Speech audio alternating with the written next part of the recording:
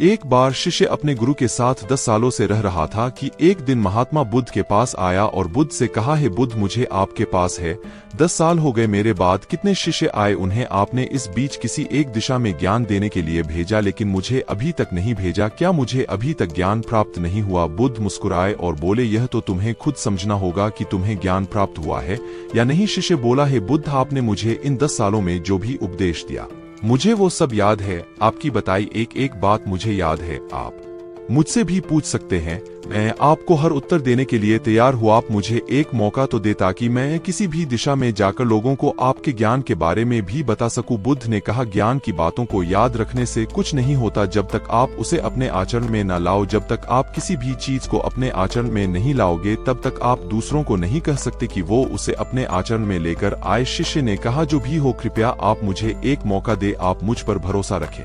मैं सभी को अपने ज्ञान से प्रभावित कर सकता हूँ। मैं लोगों को ऐसी बातें बता सकता हूँ जिससे उनके जीवन में शांति आएगी और वो शांतिपूर्ण अपना जीवन जी सकेंगे। बुद्ध ने कहा, अभी तुम तैयार नहीं हो, जब तुम तैयार हो जाओगे मैं तुम्हें खुद सही मार्ग पर जाने के लिए कहूंगा। शिष्य ने कहा, क्यों बुद्ध, आपने मुझे इन 10 वर्षों में इतना भी ज्ञान नहीं दिया जिससे मैं लोगों को प्रभावित कर सकूं। बुद्ध ने कहा, ठीक है, तुम पूर्व दिशा की तरफ जाओ, वहां तुम्हें एक गांव मिलेगा, उससे तुम भिक्षा मांग कर लाओ और वहां के लोगों को अपने ज्ञान से मदद करना। कल सुबह तुम वहां अकेले जाना और शाम को आकर मुझे बताना तुमने कैसे वहां के लोगों की मदद की। वह शिष्य ये सब सुनकर बेहद खुश हो गया और बुद्ध का आशीर्वाद लेकर चला गया और वह रात भर ज्ञान समेटता रहा और मन ही मन सोच रहा था कि मैं कल ऐसे ज्ञान की छाप छोड़ूंगा कि वहां के लोगों के साथ बुद्ध भी मुझसे प्रभावित हो जाएंगे। सुबह उठकर वो महात्मा बुद्ध को प्रणाम करने गया। उन्हें प्रणाम कर वह पूर्व की तरफ निकल गया। शाम को जब वह वापस आया तो बुद्ध ने देखा कि उस शिष्य के माथे पर चोट लगी है और खून बह रहा है। बुद्ध ने उसे पट्टी की और पूछा, तुम्हें यह चोट कैसे लगी? शिष्य ने कहा कि बुद्धि, वहां के लोग बहुत दुष्ट हैं, उन्हें जरा भी बुद्धि नहीं है।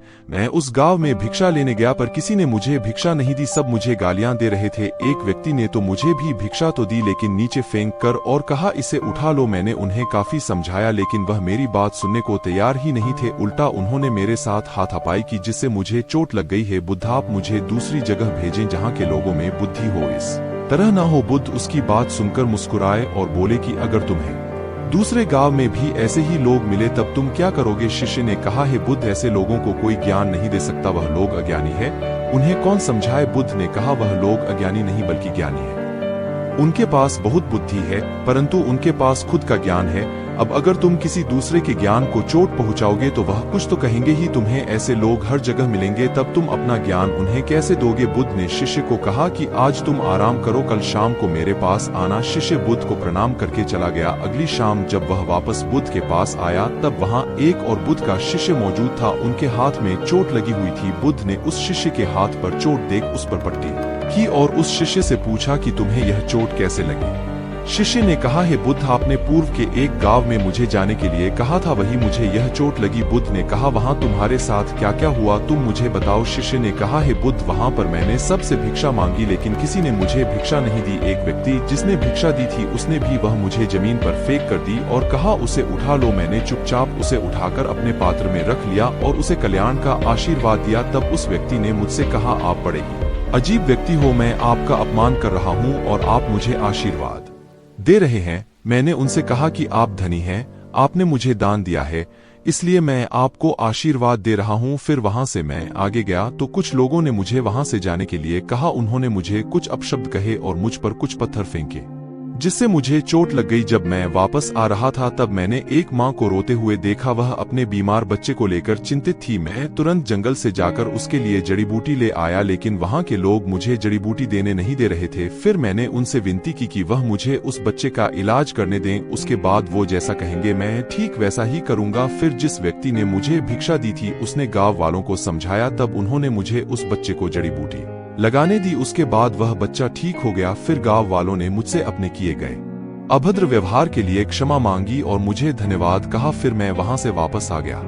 हे बुद्ध, आपसे एक विनती है, उस गांव के लोग बहुत भोले भाले और सीधे हैं, क्या मैं रोज उसी गांव में जाकर भिक्षा मांग सकता हूँ? ये सभी बात वो पहला शिष्य भी सुन रहा था। उसने यह सुनते ही बुद्ध के चरणों में गिरकर कहा कि हे बुद्ध, मैं समझ गया हूँ कि अभी मैं उस लायक नहीं हुआ कि दूसरों को ज्ञान दे सकूं। बुद्ध ने कहा, हमें बाहर वैसे ही लोग दिखाई देते हैं जैसे हम भीतर से होते हैं। जब तक हम स्वयं को नहीं बदलते तब तक हम किसी को भी नहीं बदल सकते। खुद में परिवर्तन करना बेहद जरूरी है। कोई भी बात बताने से पहले उसे आचरण में लाना बेहद जरूरी है, क्योंकि आचरण में लाई हुई चीज को बताना समझाना बहुत आसान होता है और उसे लोग बेहद आसानी से अच्छे से समझ पाते हैं। दोस्तों, आपने क्या सीखा इस पोस्ट से जरूर बताएं। निष्कर्ष दोस्तों, हम सभी को ऐसा लगता है कि हमने जो कुछ भी सीखा है वह हमको दूसरों को सिखाना चाहिए, लेकिन हम जाने अनजाने में दूसरों को सिखाने के चक्कर में हम कभी कभी गलत साबित हो जाते हैं। तो इसलिए दोस्तों, अगर आप किसी को भी कोई भी सुझाव देने के लिए जाते हैं, आप कोई भी चीज सिखाने के लिए जाते हैं, तो सबसे पहले आप उस कार्य को संपूर्ण रूप से और सही ढंग से अच्छे से सीख जाएं। और आपको जब यह पक्का प्रूफ मिल जाए कि अब मैं इस कार्य को संपूर्ण रूप से सीख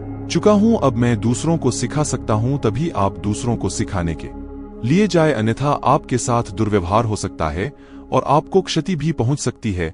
दोस्तों, हम आशा करते हैं कि आपको स्टोरी जरूर पसंद आए होंगे। कृपया आप हमें कमेंट करके जरूर बताएं और अपने दोस्तों के साथ शेयर जरूर करें। प्लीज इस चैनल को सब्सक्राइब करें। तो हम फिर मिलेंगे नेक्स्ट वीडियो में।